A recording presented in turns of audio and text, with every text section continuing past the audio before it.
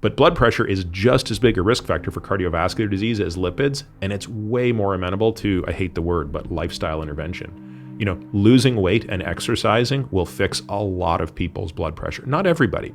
We have some very lean, fit, healthy people in our practice who still have essential hypertension, and it has to be lowered pharmacologically. But for many people, losing 20 pounds and exercising, especially cardio, is going to do amazing things on their blood pressure. Have you looked at, so I have a relative who exercises, good diet, the only thing that lowers her blood pressure is hot tubs. Interesting. In addition to the exercise. Interesting. And it's she's also very high stress, which is obviously. I wonder if it's funny. I wonder if it's the impact of whether it be sauna or hot tub on hypercortisolemia that might be having the indirect effect on blood pressure. Because she is absolutely prone to high cortisol. Yeah. She's it's a very high stress. And the other thing is, so Dan, he also, he exercises a lot. Diet, we have the same diet. My blood pressure, I've got phenomenal blood pressure, always, really low. I'm actually on the side of I need to make sure I'm not too low. Yeah. But he, at times, when measuring it at home, by the way, people at home should just get an automated cuff, right? Absolutely. It's just when you finish this story, I'll walk through to make sure everybody's measuring correctly. Okay. Because it's very important. Yes, please do. Yep. He has hemochromatosis. Okay. And there's some other relatives that had it and noticed that their blood pressure was high. We're talking people that are very doing lots of. Super these healthy. are running marathons. They're doing they're very super healthy, and donating blood seemed to help normalize the blood pressure for whatever reason. I don't know. Which is important for obviously getting rid of the iron in hemochromatosis. Right. But the other thing that's really helped. So Dan is doing that now. But the other thing that seems to really help him, he does sauna, hot tubs, exercise, and there'll be times when he's in his office working and he's 135 systolic. And it's what in the world? That's crazy, right? Green shakes help him. So tons of nitrates.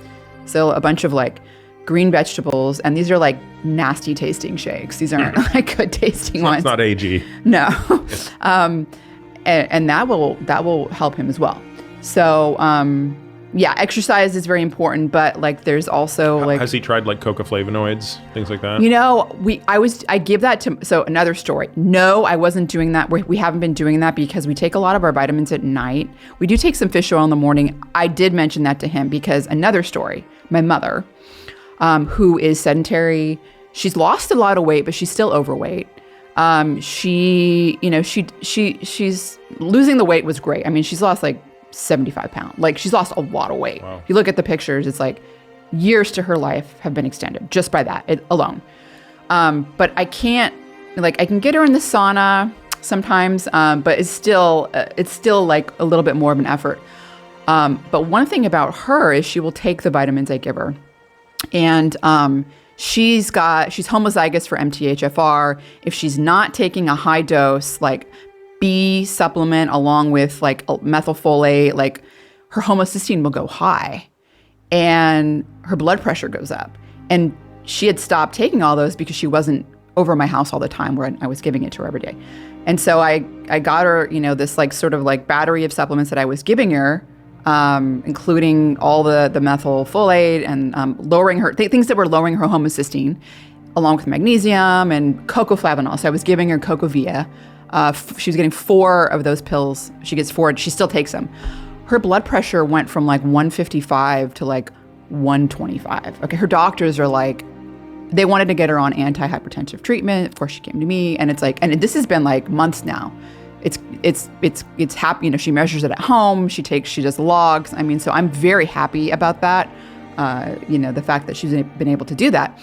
But again, it shows that they definitely are the lifestyle factors. I know you hate that word, but exercise being one of the main ones. But there are people also that, in addition to being very physically active, they still get high blood pressure. Yeah, and I don't think we have the outcome data to look at the direct impact of cocoflavonoids or all the suite of B vitamins that are necessary to lower homocysteine and their impact on blood pressure. But here's what we do know.